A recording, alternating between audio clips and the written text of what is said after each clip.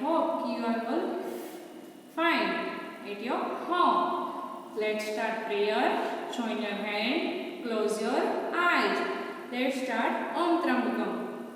Om Trambakam Yajamahe Sugandhim Pushtivardhanam Urvarukamiv Bandhana Mrityormokshiyamamrutat.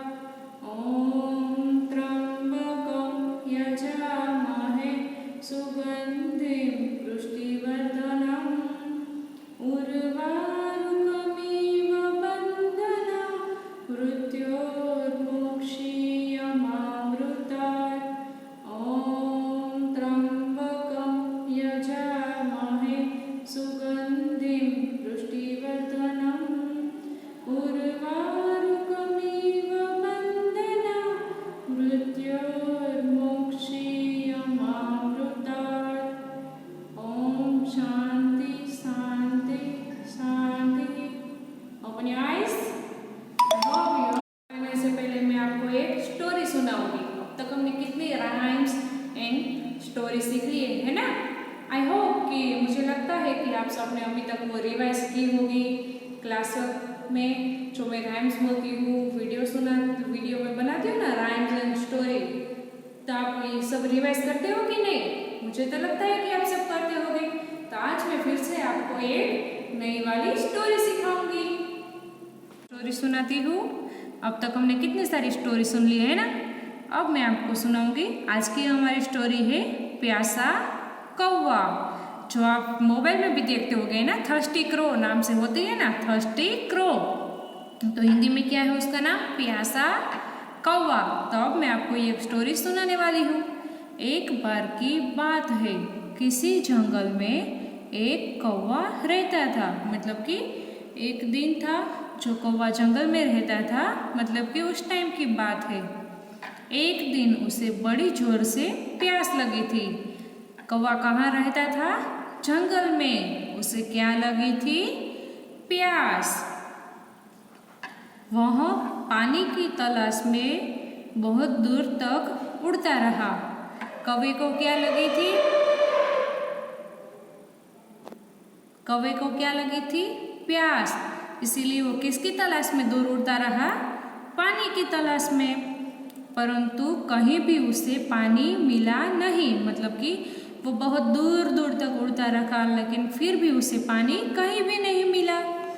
अब वह बहुत थक गया था, तो उसे आखिर में एक घड़ा दिखाई दिया। उसे बहुत पानी की तरस लगी थी, इसीलिए वो उड़ उड़ कर बहुत दूर तक गया, लेकिन उसे पानी मिला नहीं मिला। इसीलिए उसने क्या किया? उड़ उड़ कर थक गया, तो फिर उसने क्या देखा? एक घड़ा। क्या दिखाई दिया उसे? घड़ा। घड़ा किसे दिखाई दिया? कौवे को। देखो आपको दिख रहा है यहाँ पे, ये पिक्चर में आपको दिख रहा है कौन है ये? कौवा। और उसे ये क्या दिखाई दिया? एक घड़ा। ये घड़ा, घड़े में क्या है? पानी। चलो, घड़ा दिखाई दिया जिसमें बहुत थोड़ा सा पानी था। कौवे को क्या दिखाई दिया? घड़ा, लेकिन उसमें पानी तो थोड़ा सा ही था। कितना पानी था? बहुत ही थोड़ा सा। जब कौवे ने पानी पीना चाहा तो उसकी चांच पानी तक नहीं जा सकी। किसकी चांच पानी में नहीं जा सकी? कौवे की। पर क्यों नहीं जा सकी? क्योंकि घड़े में पानी कम था, इसीलिए कौवे की चांच पानी में नहीं जा सकी। उसको तो पानी तो बहुत जोर से पीने तरस लगी थी, इसलिए उसको पीना था। फिर भी उसकी चांच पानी में नहीं जा पा रही थी। उसने हर तरह से पानी पीने की कोशिश की, पर सब बेकार गई। उसने कितने भी आइडिया लगाए पानी पीने के लिए, उसको बहुत तरस लगी थी ना, इसीलिए, लेकिन उसका एक भी आइडिया काम नहीं आया, इसलिए उसकी सारी कोशिश बेकार हो गई। कौवा बेचैन हो उठा। तभी उसे एक उपाय सूझा। कौवा तो बहुत पानी की तरस में घूम रहा था, इसलिए वो पूरी तरह से बेचैन हो गया और उसे एक उपाय सूझा। उसने आसपास के कंकड़ एकत्रित करे और एक एक करके अपनी चोंच से घड़े में डाला। उसने क्या किया, जो उड़ता रहा, उसने सारे कंकड़ देखे थे घड़े के बाजू में, तो उसने एक दिमाग लगाया कि वो एक कंकड़ पहले उठाया उसने, तो वो घड़े में डाला तो पानी थोड़ा ऊपर आया, इसलिए उसने सारे कंकड़ धीरे धीरे एक एक उठाया और सब किस में डाले, घड़े में। देखो यहाँ पे आपको पिक्चर में भी दिख रहा है कि घड़े में कौन डाल रहा है कंकड़, कौआ। कैसे डाल रहा है, एक एक करके।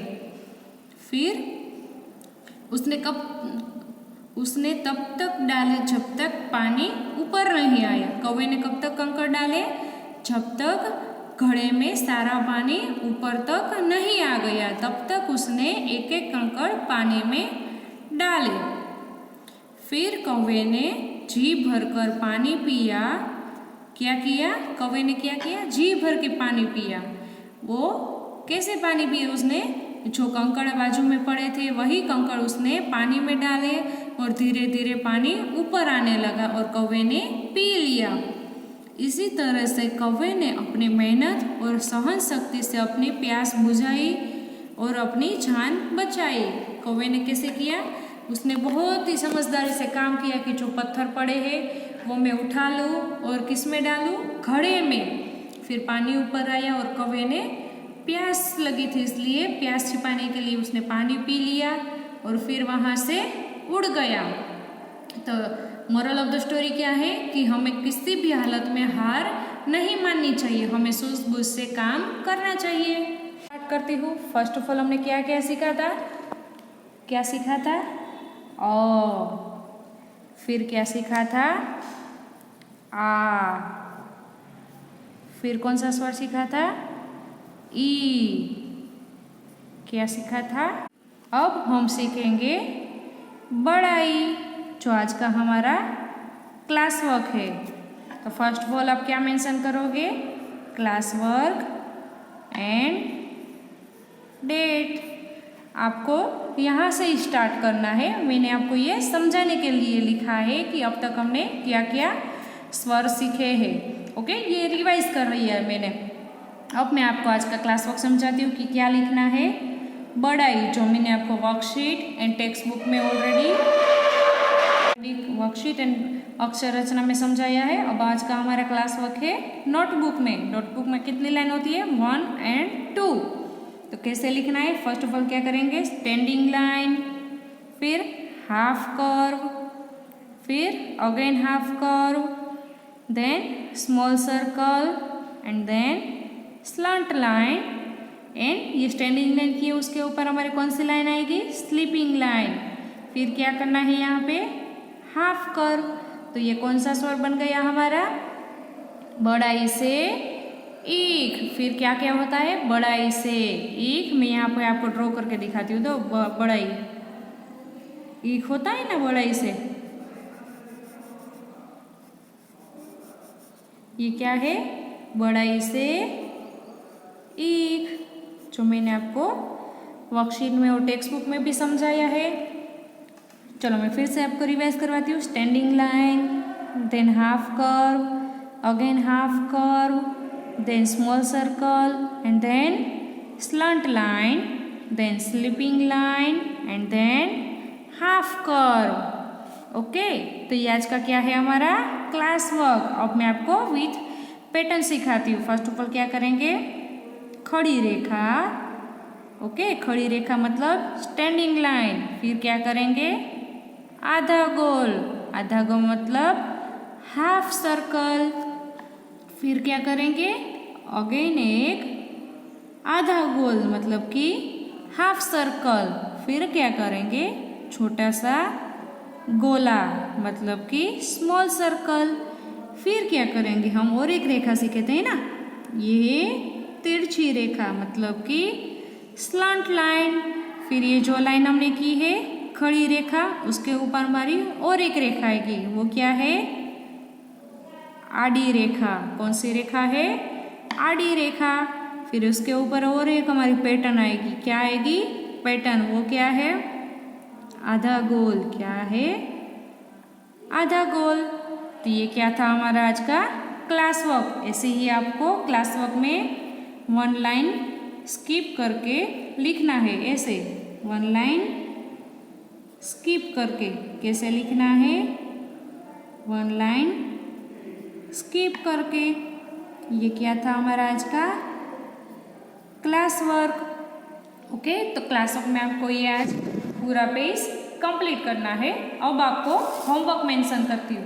फर्स्ट ऑफ ऑल आप होमवर्क में क्या मेंशन करोगे? Homework and date. क्या मेंशन करोगे? Homework and date. चलो, तो मैंने क्लास वर्क में आपको क्या सिखाया था? बड़ाई से ईख। क्या सिखाया था? बड़ाई से ईख। तो चलो, वो भी मैंने सिखाया था ना। क्या सिखाया था? बड़ाई से ईख। वो कैसे लिखना है वो मैंने आपको समझाया था। ओके, तो आपको होमवर्क में भी सेम पेज करना है। क्लास वर्क में मैंने आपको सिखाया था, ये पूरा पेज आपको कंप्लीट करना है। होमवर्क में भी सेम है, आपको ये पूरा पेज कंप्लीट करना है।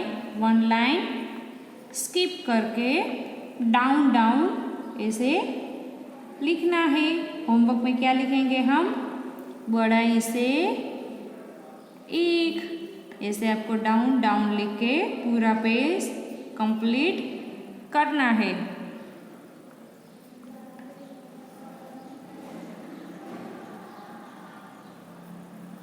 ओके, तो आज का ये हमारा होमवर्क है। इसे आपको पूरा पेज कंप्लीट करना है। आई होप कि आपको आज का क्लास वर्क एंड होमवर्क समझ आ गया होगा। तो आपको ये, अगर आपको ये लाइन आपकी टेढ़ी जाए ना, तो मम्मी को बोलना कि स्केल से आपको ये लाइन ड्रॉ करके दे, ताकि आप ये सीधे कर पाए। ओके, तो आज का क्लास वर्क भी हमने बड़ाई लिखा है और होमवर्क में भी बड़ाई से ईख लिखा है। आई होप कि आपको आज का क्लास वर्क एंड होमवर्क समझ आ गया होगा। थैंक